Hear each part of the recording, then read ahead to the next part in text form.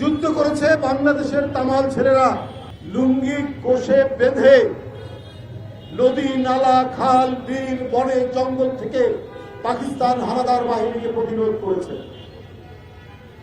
আপনারা একটি মিত্রের বন্ধুর ভূমিকা পালন করেছেন।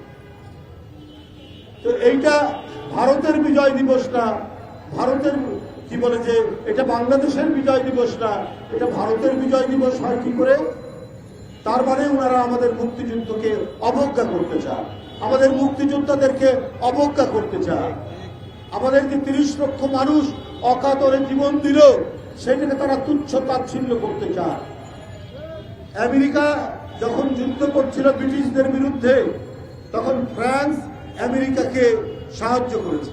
কই ফ্রান্স তো বলে না যে এটা তাদের বিজয় দিবস, আমেরিকানরা পালন করে তাদের বিজয় দিবস, তাদের স্বাধীনতা দিবস।